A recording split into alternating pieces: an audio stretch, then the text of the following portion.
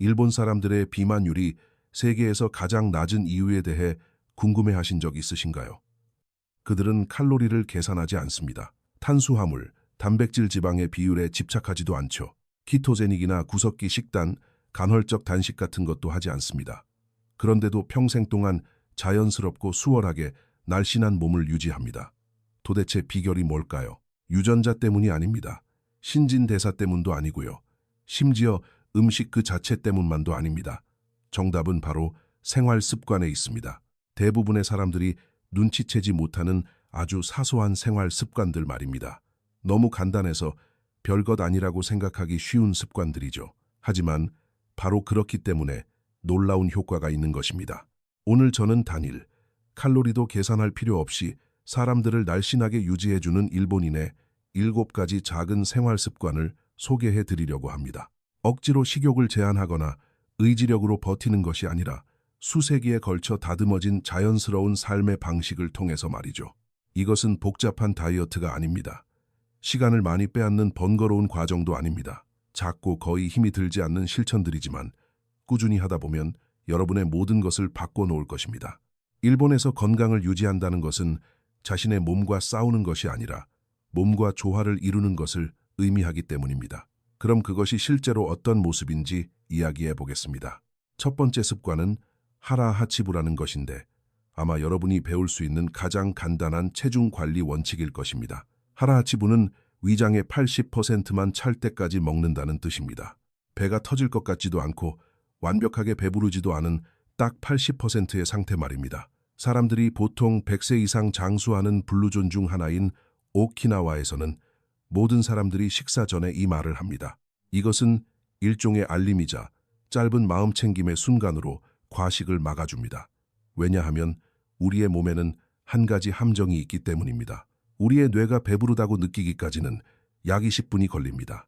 그래서 포만감을 느낄 때까지 먹는다면 이미 과식을 한 셈입니다. 몸이 필요로 하는 것보다 더 많이 먹은 것이죠. 시간이 지나면서 그 추가적인 20%가 쌓이게 됩니다. 그것이 체중 증가와 무기력함, 그리고 우리를 더 빨리 늙게 만드는 염증의 원인이 됩니다. 하지만 80%에서 멈추면 몸이 정확히 필요로 하는 것만 주게 됩니다. 그리고 이러한 약간의 칼로리 제한은 연구된 거의 모든 생명체의 수명을 연장시키는 것으로 나타났습니다. 이것은 자신을 굶기라는 뜻이 아닙니다. 천천히 먹고 주의를 기울이며 한 입 먹고 나서 젓가락을 내려놓고 자신에게 진짜 아직도 배가 고픈지 아니면 그냥 음식이 눈앞에 있어서 먹는 것인지 물어보라는 뜻입니다. 대부분의 사람들은 무의식적으로 먹습니다. 접시에 담긴 것을 다 먹어야 한다고 생각해서 끝까지 먹어 치웁니다. 하지만 여러분의 접시는 여러분의 몸이 얼마나 필요로 하는지 알지 못합니다. 그러니 다음에 식사하실 때는 이렇게 해보세요. 식사 중간에 잠시 멈추고 자신에게 여기서 멈춰도 괜찮을지 물어보세요. 만약 그렇다면 멈추세요. 그렇지 않다면 계속 먹되 아주 천천히 드세요. 이것은 제한하는 것이 아니라 알아차리는 것입니다. 그리고 그 작은 알아차림의 변화가 여러분이 일상에 적용할 수 있는 가장 간단하고 훌륭한 건강 습관일 수 있습니다. 두 번째 습관은 너무 간단해서 바보같이 들릴 정도지만 정말 놀라운 효과가 있습니다. 일본 사람들은 더 작은 접시, 더 작은 그릇, 더 적은 1인분을 사용합니다. 적게 먹으려고 노력해서가 아니라 그것이 식문화의 기준이기 때문입니다. 자연스럽게 1인분 양이 적어지면 우리는 무의식적으로 덜 먹게 됩니다. 행동 심리학에는 단위 편향이라는 개념이 있습니다. 우리는 우리에게 주어진 음식의 한 단위를 다 먹어 치우는 경향이 있다는 뜻입니다. 접시 하나, 그릇 하나, 1인분처럼 말이죠. 그래서 그릇이 크면 가득 채우게 되고 별로 배가 고프지 않아도 그것을 다 먹게 됩니다. 하지만 접시가 작으면 역시 가득 채우고 다 먹은 뒤 한 단위를 완성했기 때문에 뇌는 만족감을 느낍니다. 일본의 일반적인 저녁 식사, 접시 지름은 약 20에서 25cm입니다. 서양에서는 종종 30cm 이상이죠. 그 차이가 작아 보일 수 있지만 같은 식사에서 500칼로리와 800칼로리의 차이를 만듭니다. 그리고 가장 멋진 점은 이것입니다. 뇌는 꽉 찬 접시를 보았기 때문에 식사가 부족하다고 느끼지 않습니다. 식사를 마쳤다고 인식하고 온전한 포만감을 느낍니다. 이것은 의지력의 문제가 아닙니다. 올바른 선택을 쉽게 할 수 있도록 내 주변 환경을 설계하는 것입니다. 그러니 이렇게 해보세요. 다음 식사 때는 평소보다 더 작은 접시를 사용해보세요. 가득 채우고 천천히 먹으면서 다 먹었을 때 어떤 기분이 드는지 확인해보세요. 아마 깜짝 놀라실 겁니다. 세 번째 습관은 얼마나 먹느냐가 아니라 무엇을 먹느냐에 관한 것입니다. 일본에서 주식으로 먹는 탄수화물은 빵이나 파스타가 아닙니다. 바로 밥입니다. 더 정확히 말하면 흰쌀밥이죠. 그리고 이것이 큰 차이를 만듭니다. 흰쌀밥은 영양가 없는 탄수화물일 뿐이라고 말씀하시기 전에 제 이야기를 끝까지 들어보세요. 쌀밥은 소화가 아주 잘 됩니다.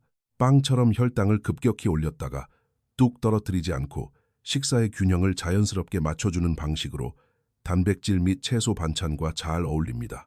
하지만 더 중요한 것은 밥이 든든한 포만감을 준다는 것입니다. 작은 밥 한 공기는 빵 몇 조각이 주지 못하는 방식으로 여러분의 배를 든든하게 채워줍니다. 그래서 식단을 제한받는다는 느낌 없이 전체적으로 덜 먹게 됩니다. 일본에서는 아침, 점심, 저녁 거의 모든 식사에 밥을 먹습니다. 우리 한국인들의 식습관과 아주 비슷하죠. 하지만 양은 적습니다. 1인분 기준이 보통 2분의 1컵에서 1컵 정도입니다. 그게 전부입니다. 그리고 밥은 생선, 채소, 된장국, 장아찌와 함께 먹기 때문에 한 끼 식사가 온전히 완성된 느낌을 줍니다. 정갈한 백반 한 상을 먹는 것과 같습니다. 그래서 1시간 뒤에 배가 고프지도 않고 불필요한 간식이 당기지도 않습니다. 그저 든든하고 만족스러울 뿐입니다. 이것을 빵이나 샌드위치, 햄버거 소스가 듬뿍 들어간 파스타를 중심으로 한 서양식 식사와 비교해 보세요. 이런 식사에는 단백질과 섬유질이 부족한 경우가 많아서 포만감을 느끼기 위해 훨씬 더 많이 먹게 되고 결국 1시간 후면 다시 배가 고파집니다. 이것은 빵을 나쁘게 말하려는 것이 아닙니다. 쌀을 주식으로 하는 문화가 자연스럽게 더 적은 식사량과 더 나은 영양 균형으로 이어지는 식습관을 만들어준다는 것을 인식하자는 뜻입니다. 네 번째 습관은 그들이 마시는 음료에 관한 것입니다. 일본에서 기본 음료는 탄산음료가 아닙니다. 바로 녹차입니다. 따뜻한 녹차, 차가운 녹차, 말차, 현미차 등 항상 차를 마십니다. 한국인들이 식후에 숭늉이나 보리차를 마시던 건강한 전통과도 일맥상통하죠. 이것이 중요한 이유는 녹차에는 칼로리가 전혀 없기 때문입니다. 수분을 공급해주고 항산화 물질이 풍부하며 신진대사를 촉진하고 지방 연소를 돕는 것으로 입증된 좋은 성분들이 들어있습니다. 하지만 더 중요한 것은 이것이 설탕이 가득 든 음료를 마시는 습관을 완벽하게 대체한다는 것입니다. 탄산음료도 안 마시고 단 과일 주스도 안 마시고 설탕이 듬뿍 들어간 달콤한 커피 음료도 마시지 않습니다. 한번 생각해 보세요. 탄산음료 한 캔은 약 150칼로리입니다. 매일 한 캔씩 마신다면 1년에 5만 칼로리가 훌쩍 넘습니다. 체중으로 따지면 1년에 약 7kg의 살이 찌는 것과 같습니다. 하지만 대신 녹차를 마신다면 그 불필요한 칼로리들은 마법처럼 사라집니다. 녹차는 향긋하고 입안을 깔끔하게 해주기 때문에 무언가를 억지로 참는다는 느낌도 전혀 들지 않습니다. 그저 자연스러운 일상의 일부가 될 뿐입니다. 일본에서는 어디에나 녹차가 있습니다. 집, 식당, 직장 어디서든 녹차가 기본입니다. 그리고 내 주변의 기본 환경이 건강할 때 날씬함을 유지하는 것은 힘들이지 않고 자동으로 이루어집니다. 다섯 번째 습관은 단백질을 선택하는 방식에 관한 것이지만 삶의 활력과도 깊은 관련이 있습니다. 일본에서는 소고기나 돼지고기 같은 붉은 고기보다 생선을 훨씬 더 자주 먹습니다. 연어, 고등어, 참치, 정어리를 생으로 먹거나 구워 먹거나 회로 먹습니다. 생선이 식탁의 주요 단백질 공급원입니다. 이것이 중요한 이유는 생선은 단백질이 매우 풍부하지만 붉은 고기보다 몸에 나쁜 포화지방이 훨씬 적기 때문입니다. 또한 몸속 염증을 줄이고 심장 건강을 지켜주는 오메가3 지방산이 아주 풍부합니다. 하지만 영양학적인 이점을 넘어선 또 다른 중요한 사실이 있습니다. 생선 위주의 식사는 먹고 나서 속이 가볍습니다. 기름진 스테이크를 먹었을 때처럼 몸이 무겁거나 나른해지는 느낌을 주지 않습니다.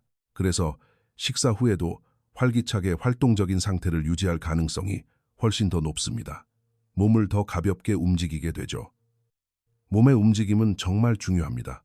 날씬함을 유지하는 것은 단지 입으로 무엇을 먹느냐의 문제만이 아니기 때문입니다.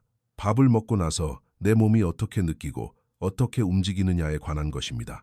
일본에서는 일주일에 여러 번, 때로는 매일 생선을 먹는 것이 아주 흔한 일입니다. 한국인들의 밥상에 고등어구이나 꽁치조림이 자주 올라오는 것처럼 말이죠. 다이어트를 위한 억지 규칙이라서가 아니라 구하기 쉽고 문화의 자연스러운 일부이기 때문입니다. 생선이 주요 단백질이 되면 애쓰지 않아도 자연스럽게 칼로리와 포화지방을 적게 섭취하게 됩니다. 그리고 더 중요한 것은 하루 종일 활기차게 걷고 움직일 수 있는 에너지를 유지하게 된다는 것입니다. 그리고 이것은 바로 다음 습관으로 이어집니다. 여섯 번째 습관은 음식에 관한 것이 전혀 아닙니다. 바로 몸의 움직임에 관한 것입니다. 일본 사람들은 정말 많이 걷습니다. 운동을 억지로 하려고 해서가 아니라 그것이 일상적인 이동 수단이기 때문입니다. 지하철역까지 걷고 마트까지 걷고 직장까지 걷습니다. 대중교통이 발달한 한국의 출퇴근 문화와 아주 비슷해서 우리에게도 무척 친숙한 모습이죠. 평범한 사람들도 아무 생각 없이 하루에 6,000보에서만 보를 걷습니다. 이는 자동차 위주의 생활을 하는 미국인 평균의 2배에 달하는 수치입니다. 걷기가 중요한 이유는 칼로리를 소모하고 혈액순환을 개선하며 스트레스를 줄여주면서도 억지로 하는 노동이나 운동처럼 느껴지지 않기 때문입니다. 그냥 평범한 삶의 일부일 뿐입니다. 이를 뒷받침하는 도시 설계 원칙이 있습니다. 촘촘하게 연결된 동네, 대중교통, 걷기 좋은 깨끗한 거리 등 생활에 필요한 모든 것이 도보로 짧은 거리 안에 있습니다.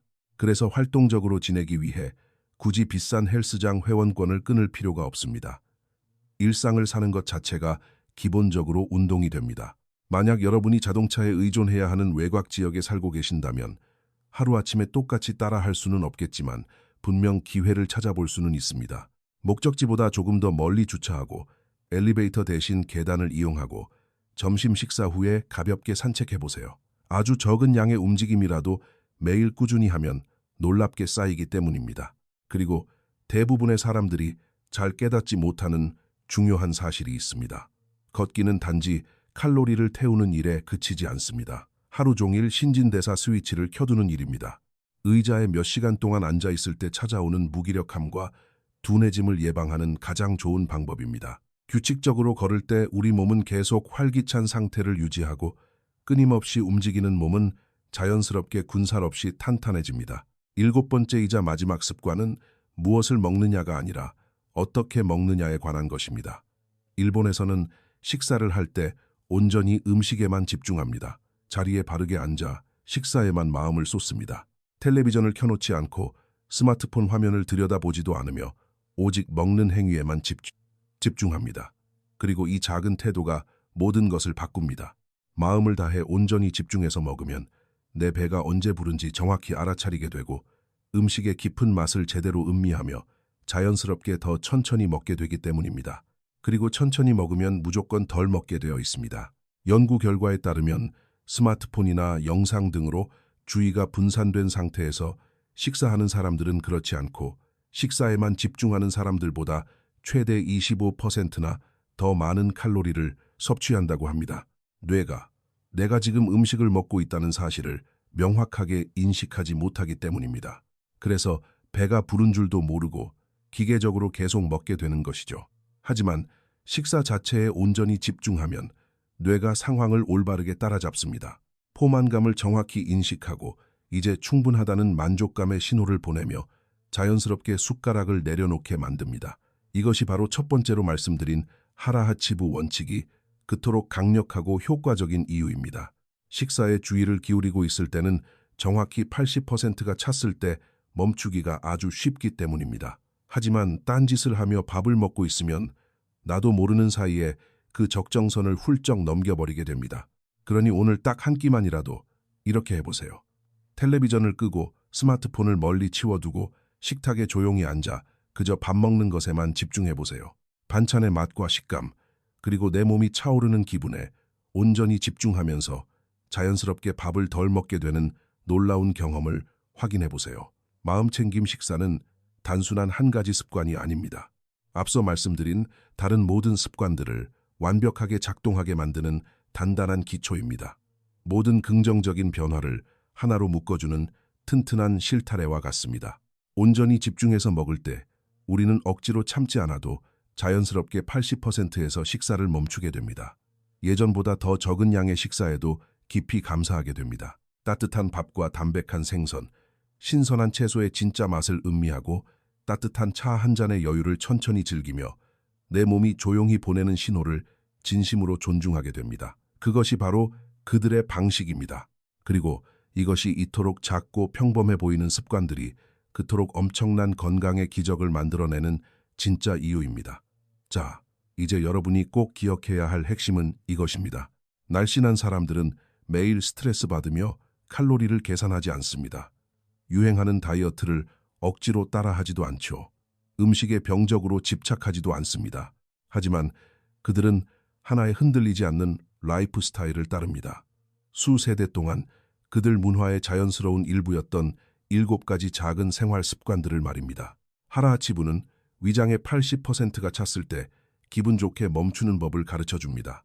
평소보다 작은 접시는 적은 양으로도 시각적인 만족감을 느끼게 해줍니다. 빵보다 밥을 챙겨 먹는 습관은 하루 종일 든든한 영양의 균형을 만들어냅니다. 설탕이 듬뿍 든 음료 대신 깔끔한 녹차를 마십니다. 붉은 고기 대신 담백한 생선을 즐겨 먹어 속을 가볍게 하고 하루의 활력을 유지합니다. 걷기는 내 삶 속에서 운동을 완전히 자동화시켜주고 마음 챙김 식사는 이 모든 건강한 습관들을 하나로 완벽하게 연결해줍니다. 이 7가지를 내일부터 당장 한꺼번에 다 따라할 필요는 절대 없습니다. 딱 하나만 고르세요. 부담 없이 아주 작게 시작해보세요. 그것이 아주 자연스럽게 여러분 삶의 일부가 되게 둔 다음 그제야 또 다른 하나를 가벼운 마음으로 추가해보세요. 왜냐하면 진정한 건강은 갑작스럽고 고통스러운 변화를 억지로 겟는 데서 오지 않기 때문입니다. 하루에 단 하나 작고 쉬운 습관을 벽돌처럼 차곡차곡 쌓아 올려 변화를 만들어가는 것입니다. 그리고 평생이라는 긴 시간의 관점에서 보면 그 작고 사소해 보이던 습관들이 모여 여러분의 삶에 엄청난 기적을 만들어냅니다. 굶고 억지로 쥐어짜서 만든 몸이 아니라 숨쉬듯 자연스러운 군살 없이 건강하고 활기가 뿜어져 나오는 아름다운 몸을 말입니다. 오늘 이 이야기가 여러분이 건강과 다이어트 그리고 라이프 스타일에 대해 생각하던 방식을 조금이라도 긍정적으로 바꾸어 놓았다면 잊지 말고 구독 버튼을 눌러주세요. 평생 날씬하고 건강함을 유지하는 진짜 비결은 남들보다 더 땀 흘리고 고통스럽게 노력하는 것이 아니라 내 몸을 이해하고 더 현명하게 살아가는 것이기 때문입니다. 그것은 내 몸과 매일 힘들게 싸우는 것이 아니라 내 몸과 완벽한 조화를 이루며 살아가는 아름다운 라이프 스타일을 내 손으로 직접 만들어가는 과정입니다. 그리고 그것은 여러분의 소중한 인생을 바칠 만큼 충분히 가치 있고 멋진 일입니다.